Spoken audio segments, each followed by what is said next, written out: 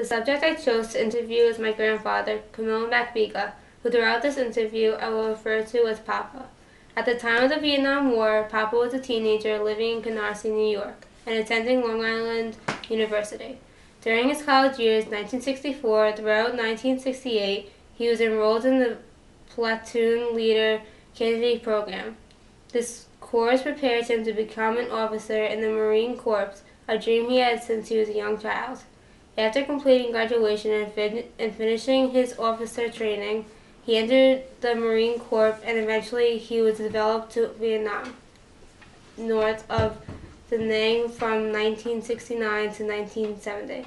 Today, Papa is a husband, stepfather, and proud grandfather of 4 fantastic grandchildren. He is a professor of philosophy, specializing in social and political theory and ethics at the School of Visual Arts in Manhattan, a peace advocate, and the coordinator of Veterans for Peace Long Island. He has published many articles on war, peace, and social justices. Well, thank you, Allie. Under what circumstances did you enter the armed forces? Were you drafted or did you enlist? I enlisted when I was, actually I was 17 years old. And in order to enlist when you're that young, you have to get your parents' signature. If you're under 18, you need your parents' signature. So I had to get my parents' signature in order to be able to enlist. Were you the first in your family to serve in the military? No.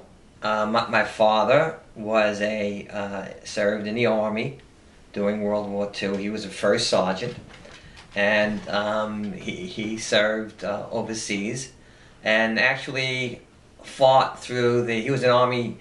He was an interpreter, because he was born in Italy. He spoke fluent Italian, so he was an interpreter and actually fought through the cities or towns where he grew up in Sicily. So I guess I am the second generation of people who served in the military. My father was in the Army, was a first sergeant, as I mentioned. When did you first realize that you wanted to be a member of the military? Probably as long as I could remember. That was my fondest dream, my wish, to be not only a member of the military, but a Marine. And to be an officer in Marines was, I mean, the ultimate I could have desired. And so I'm not sure why. I didn't come from a very militaristic family. But I guess I was a product of the times where we had John Wayne movies and war movies that glamorized war and made it seem something glorious and something noble. And as a result, I guess I always played war. I played with little war soldiers. I still have them yet, I think, when I was a child. And so most of my earlier years were spent preparing to be an officer in Marines. How did your family feel about you joining the Army? How did you feel about it? Well, I joined the Marines, but my family wasn't, in a way they were proud. I mean, the Marine Corps knows how to do it up. It's a lot of tradition and a lot of pageantry. So I guess in a way they were proud, but they realized that at the time there was the Vietnam War going on, and we had experienced death in our neighborhood of people who died in Vietnam. So everyone realized, especially my father, who had been in war, realized the reality of war. He would have preferred, of course, had I not joined, and my mother would have as well. So they weren't really very happy about it. And I could have stayed home, being that I was graduating college with a degree in teaching. And at the time, if you became a teacher, you got what was called a draft deferment, which means that you were not subject to the draft. So I could have actually not have gone into the military at all, unlike many during that time who were facing the draft. I could have gotten away without being drafted at all, but I wanted it. I wanted to serve in the military. I wanted to be a Marine, and I wanted to experience war. Why? I don't know. Maybe because I had some fantasy about what war is and what war was like. So I wanted that experience, and much to the dismay of my parents. And when I needed to get my mother signed for me, my mother's signature, that was not easy to do. But she finally relented, knowing that it was something I always wanted to do in my life. So she finally signed the paper for me to join at 17. So they weren't happy about it, but I guess they just thought it was something that had to be done for me. And it was. How did you communicate with loved ones at home? When I was in the military? See? Yes. See? Well, it's not like it is now. I mean, now there's all sorts of emails and Skypes and all kinds of wonderful things whereby people in the military can communicate with their families. Back in the old days, we didn't have any of that technology. So if you were stateside here in the United States, maybe you were able to call once in a while in order to say hello, or you could always write a letter. But that was the extent of the communication. And of course, it took time for the letters to go back and forth. Some people were actually making, not videotapes, but audio tapes and sending them. I never did that. But some people were doing that. When we got overseas, it was even much more, well, you can always still write letters, but letters had to find you. So there was a delay while the letters tracked you down where you were in the jungle or wherever. So that took even more time. And you hardly had an opportunity to make a phone call from the jungle. There was a place in Da Nang, I think it was Da Nang, where you could go, I forgot what they called it. It was almost like a telephone, but there was somebody in the middle who, when you spoke, you had to say over, and then it was transferred to the person you were talking, and then they could talk, and they had to say over, and that person transferred it back to you. So it was really a big deal, and I never even bothered doing that because there was a really long line of people waiting to do it, and it was just no privacy, and so that was it. So we were pretty much out of touch for the amount of time overseas, at least, where and I spent about 13 months overseas. How many years did you serve in the military? From the time I enlisted until the time I was discharged, I spent 8 years. What rank were you in the military?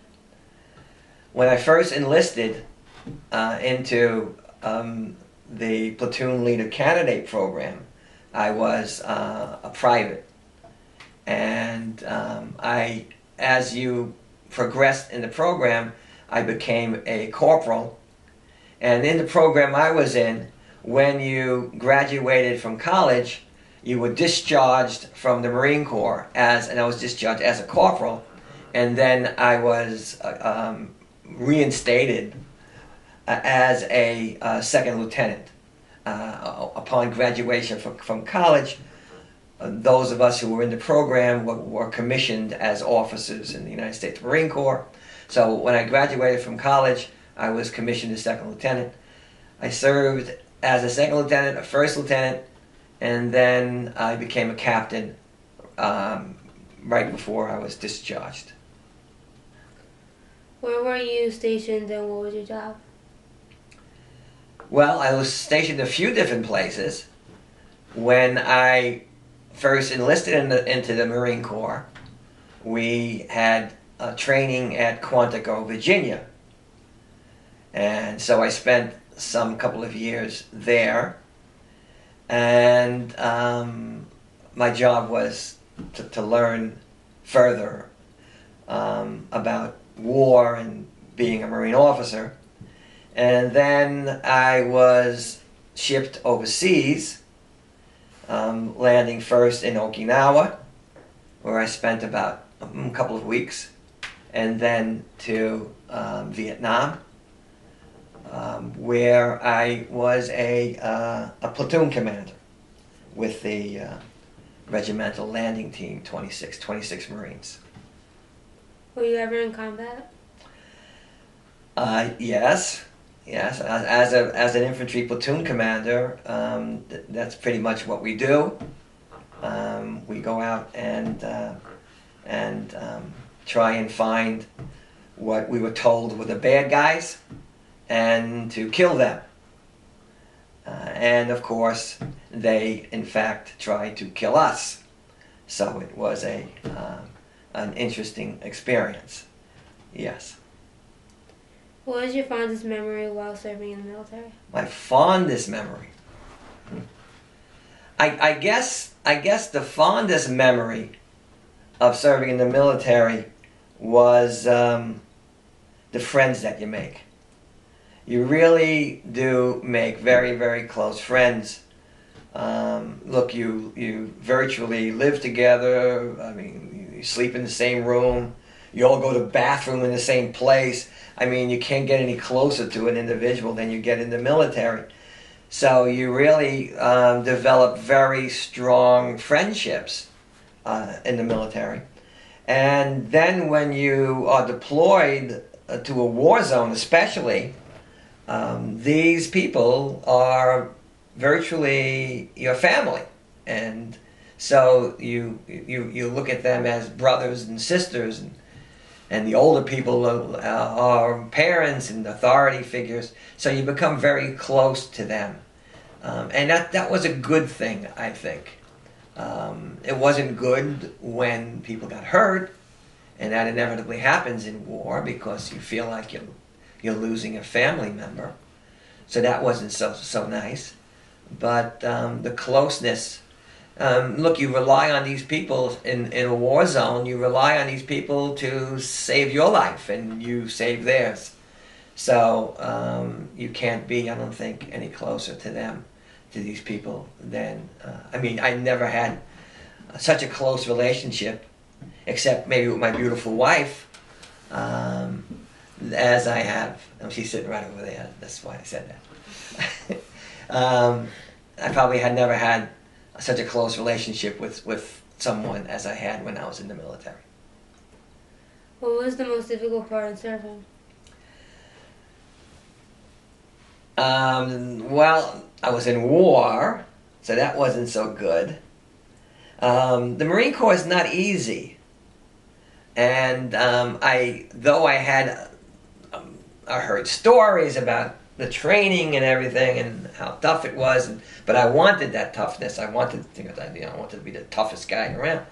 So Marine Corps training is very tough. It was probably more violent back then than it is now, because they've sort of had to at least clean things up a little bit, can't beat you and stuff like that.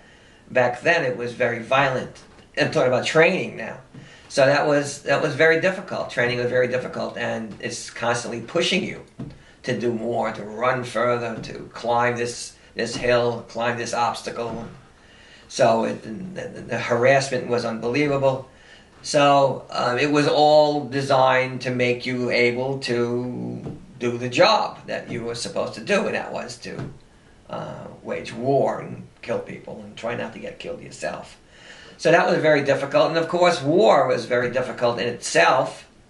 The weather was not nice most of the time, a lot of the times, and the bugs were awful, and the heat was overwhelming, and the people trying to kill you wasn't nice, and the Agent Orange wasn't so great. We were dropping on ourselves. So those were some of the difficult things. How did you feel about the Vietnam War?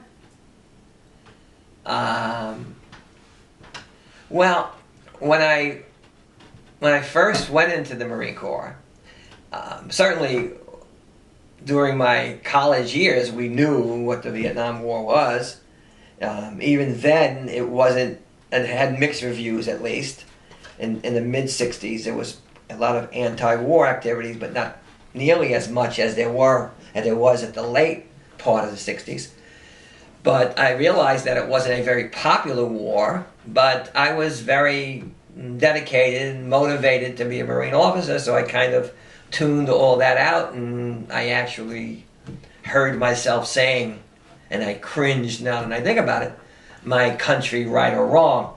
So if my country was telling me to do that, it must be the right thing to do.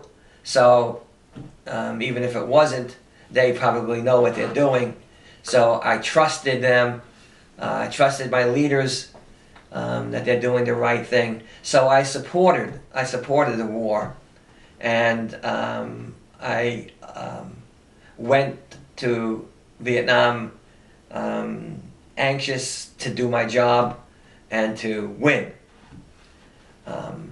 It didn't take long, however, before one realizes how crazy it was. That it wasn't anything that we were told that it was. It wasn't anything glorious. It wasn't anything of value.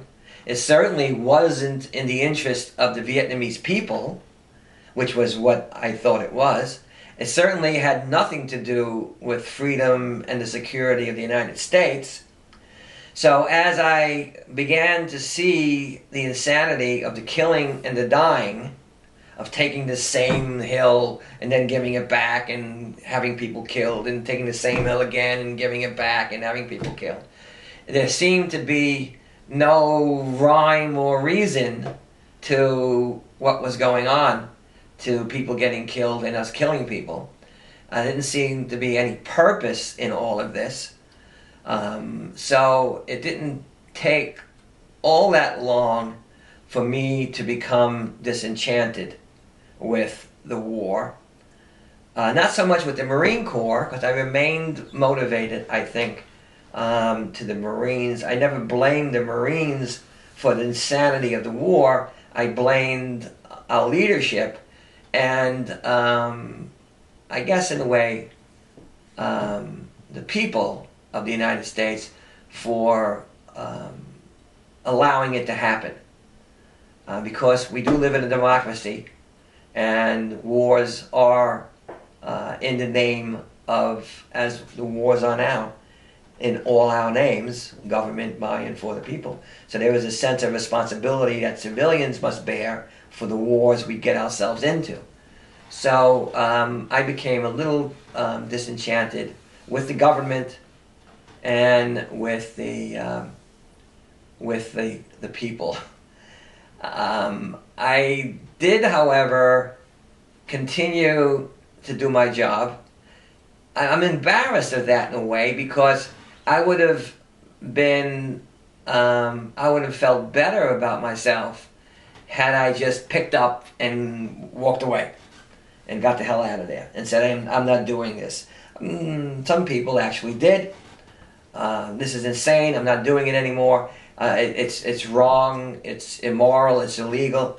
And I realized all of that, but yet I guess I didn't have the courage to do that. For me, I guess it required more courage to get up and leave than it did to continue to stay and fight. So I chose to continue to stay and fight. I didn't quite fight as enthusiastically as I did before, perhaps, and my main focus became staying alive and keeping the people who were under my command alive, and all that other stuff really meant nothing any longer. You don't fight for God, country, ideals, freedom, democracy. You fight to stay alive. What do you think the war changed about your life? Well, a lot. I'm certainly not the same person. Well, I'm much older, of course, but and much wiser, I hope. I certainly learned that I'm going to question everything. That sense of trust that I had for authority, in that particular case it was for government, was gone. I didn't trust government anymore. So I questioned everything. I questioned, that's the dog, in case you didn't know. I questioned authority. So and I thought that was a certain naivete. That was a bit naive to do that, but I guess I was naive. So I lost that.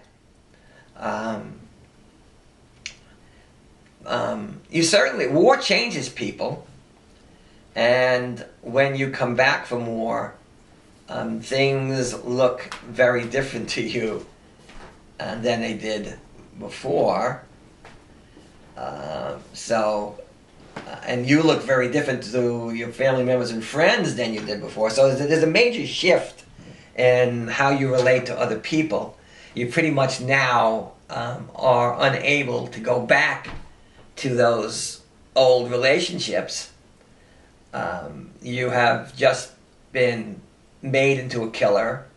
You just had an experience that reinforced all that killing behavior. The military is very good at that. The military takes you at about 18, 19. I was a little older. No, when I first began, I was 17. But they take you at a young age when you are very manipulative, able to be manipulated, and they basically break down everything that you stood for in your early life. All the values that you had, all the beliefs that you maintained, and they broke all that down. They took all that away from you because all that stuff wasn't necessary, even an impediment to being able to do the job that you were supposed to do. We in society allegedly are not conditioned to become killers. The military, the Marine Corps, conditions us to become killers. So in order to do that, you had to separate the people, the recruits, from everything they were before. So after having that life-changing training and that life-changing experience in war, you have, and then unfortunately, there is no reverse boot camp where they say to you, okay, we made you into a killer, we sent you off to kill, and now we don't need you to kill anymore, so now we're going to make you back into a nice functioning human. No, they don't do that. They have no need or time or care about doing that, so they just let you loose back into the world, as we called it, to work it out yourself. And that's not very easy to do. So it took me a long time to be able to work it out. I don't know if I still have accomplished that yet. But you certainly have a lot to do when you come back from war to readjust, to come home, as we say. Vietnam veterans welcome each other home. I mean, you see another Vietnam veterans in the street, you'll greet them with welcome home, even though that our war was 40 years ago. But we understand that the war, the bullet war has ended, but the war of living and readjustment never ends, so that war continues. So a lot changes in war, and I was fortunate in the sense that I was able to effect some sort of readjustment. Hence, I'm still around here, alive. Many were not able to do that. and many committed suicide, as is the case right now in Vietnam, as is the case right now. More people died by their own hand committing suicide than the 59,000 who died during the war. It's also the case now in Afghanistan and Iraq. More veterans or active duty servicemen and women have committed suicide than actually died in combat. So military service and war is a rite of passage, a life-changing experience that requires a lot of effort and probably a lot more luck to live with once the experience is over. How do you think the war changed America and Vietnam? Well, I haven't been back to Vietnam, although I had a couple of opportunities to go, but for some reason I feel like I don't want to. But I have friends who do, and I communicate with a group of veterans who have chosen to live there. A Veterans for Peace group that stays in Vietnam. And Vietnam has changed dramatically. It's a communist country now, which is not really a bad thing. It worked out okay for them. But they are still dealing with the devastation wrought by the United States. We dropped millions of tons of explosives onto Vietnam. We dropped tons of Agent Orange, which is a defoliant which kills trees and vegetation. We did that so they can't hide from us when we're walking around. And that changed the environment, the ecosystem, very dramatically. But unfortunately, it also, Agent Orange and Agent White and Agent Purple, there was a number of them, turned out to contain dioxin, which is a carcinogen and causes cancer in people. A lot of Vietnam veterans have died of various cancers caused by Agent Orange. A lot of Vietnam veterans have had children who were deformed because of exposure to Agent Orange. And many Vietnamese have suffered the same kinds of afflictions, and a lot of effort is underway now in Vietnam to deal with the effects of Agent Orange. So Vietnam has changed drastically as well because of our involvement there. America, how did America change? Well, I thought it changed for the better somewhat afterwards, in that people became much more tentative and careful before getting involved in another war. They regarded it as a bad thing, the people in politics. They called it the Vietnam Syndrome. That we weren't so willing to get involved in quagmires all over the world any longer, because we allegedly learned our lesson, how awful war is and how many people suffer and how much money it takes to wage these wars. So we thought that we shouldn't be doing that. And that was a good thing, I thought. So that was a good thing to come out of it. The 60s, as you know, I know you're studying the 60s, was a very reformative time. A lot of reforms, a lot of changes were going on in the civil rights movement, the environmental movement, and the anti-war movement, the women's movement. So there was a lot of movements that were going on that was changing America for the better, I think.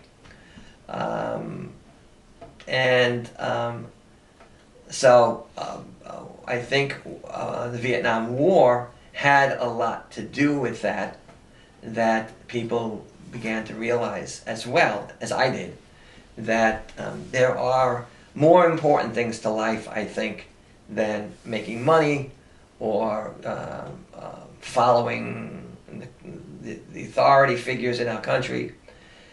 So I think America changed a lot, became more flexible for a while, I think. But unfortunately, much to my dismay and many others, we've seen the Vietnam Syndrome was cured,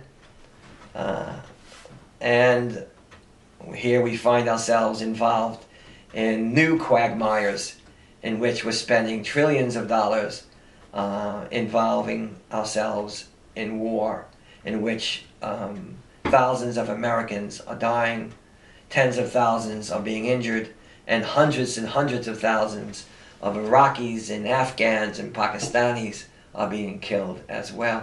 So sadly, that lesson that we learned from Vietnam didn't last very long.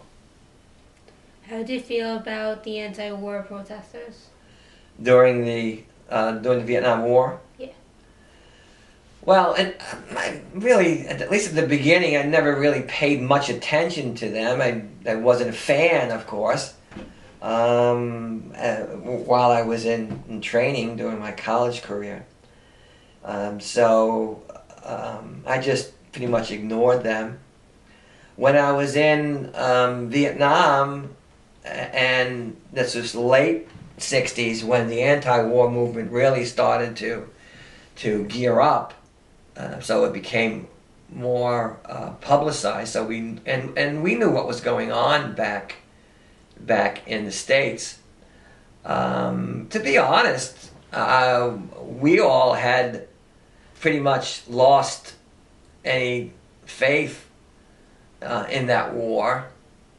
I don't know anybody, except maybe if you were sitting in an office someplace and you didn't really understand what was going on, or you were some high-ranking officer that thought that the service in war could get you promoted. You pretty much wanted the war to end because, you wanted to go home. So in a way, you were kind of hoping that the anti-war movement could do something. Plus, you began to realize as well, as I mentioned before, that this was wrong and that you were a part of something that was wrong, and you saw people dying on both sides, and you felt, at least I did, that something needed to be done. So when I came home from Vietnam, I was never spit on by demonstrators, and all that's part of the mythology that was created to encourage war. I actually became part of the anti-war movement. I became part of an organization that was called the Vietnam Veterans Against the War.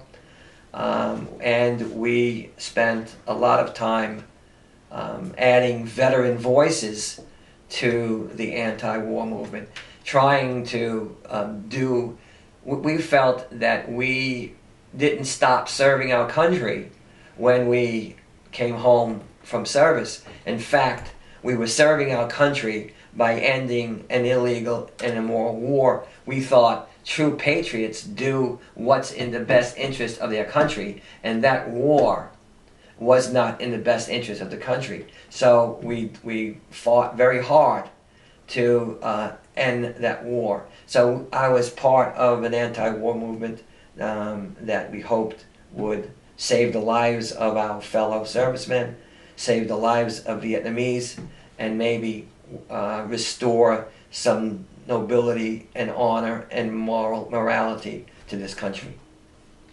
What is your opinion regarding war as a means to resolve conflict? Well, war is conflict, and so I'm not sure if you can use conflict to resolve conflict. And I think it was Einstein who defined insanity as how do you put it? Doing the same thing over and over again and expecting different results. So I think war has proven itself, even in my lifetime, to be an ineffective, even tragic means of trying to resolve conflict. War is not an extension of diplomacy, it's a failure of diplomacy, and we only, as was proven in Iraq, as is being proved in Afghanistan, and as will be proved should we be so insane as to start a war with Iran, that war does not resolve differences. Diplomacy and negotiation does. And the only people who advocate war are those people who, one, have nothing to lose by war, that is, they're not going to be fighting, nor are members of their family, and or people who are in the corporate military industrial complex who stand to make millions and billions of dollars from the blood of those of us who fight these wars of choice, these insane. So no, war isn't a means of resolving conflict. It is conflict. Would you encourage a child to enlist? Why or why not? Yes, I want to encourage you to enlist. No, of course I wouldn't. There are, right now, 7 out of every 10 women who join the military are sexually assaulted by our own people. 3 out of 10 males who join the military are sexually assaulted by our own people.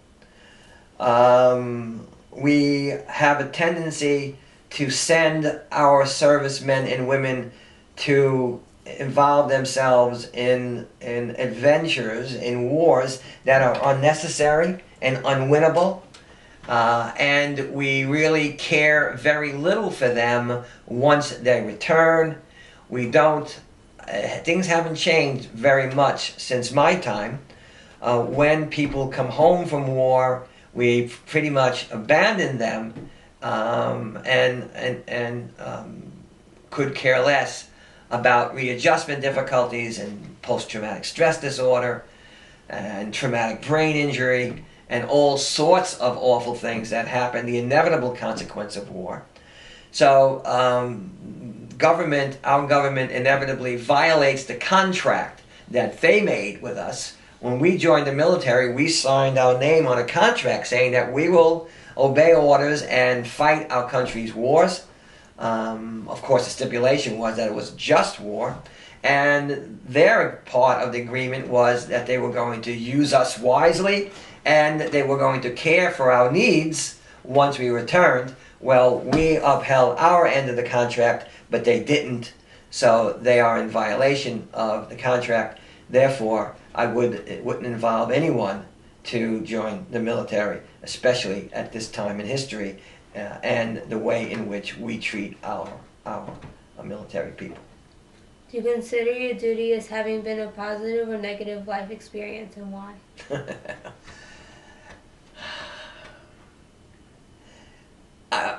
I'm a philosopher, so I feel like every experience is a learning experience, as negative and as awful as the experience may be.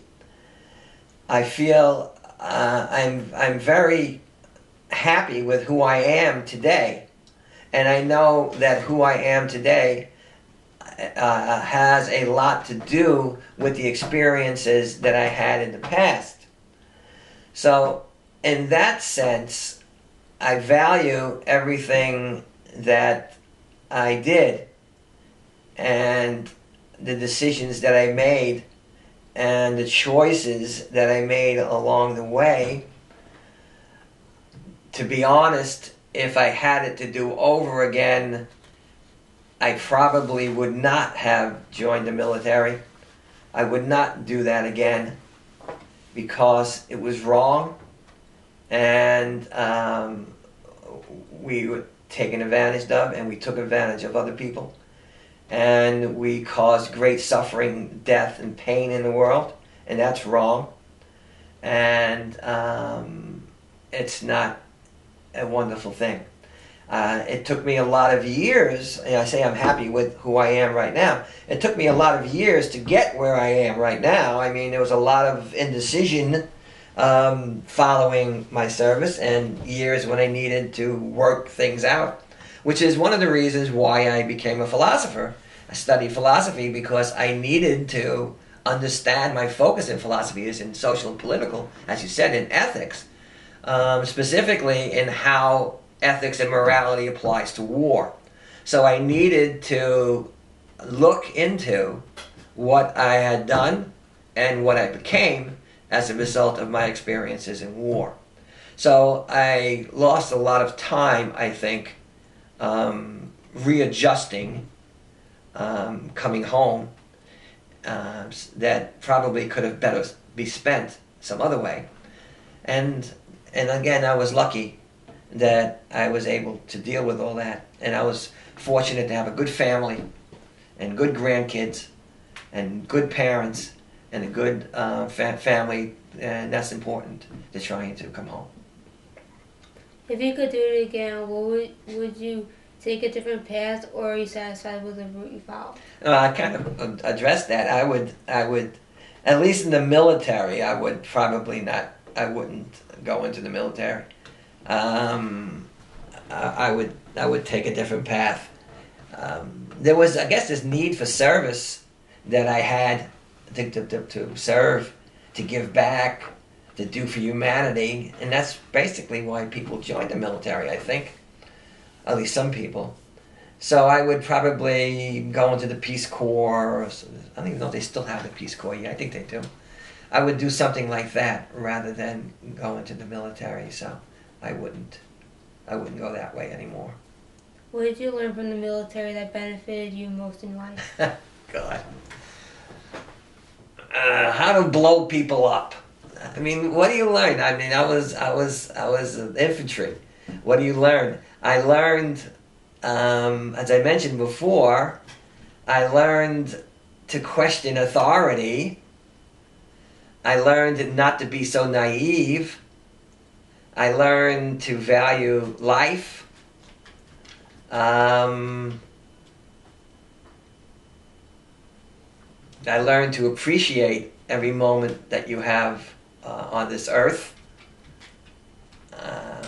I learned to appreciate my family. So I don't know if that's necessarily a learning experience from war or from the military, but that's probably what I got out of it. And what is the function of Veterans for Peace, and how and when did you get involved in it? Well, as I mentioned before, when I came back from Vietnam, when I got discharged from service, I felt that it was really necessary for us to end that war and bring people home. So I got involved with what I mentioned before, the Vietnam Veterans Against the War.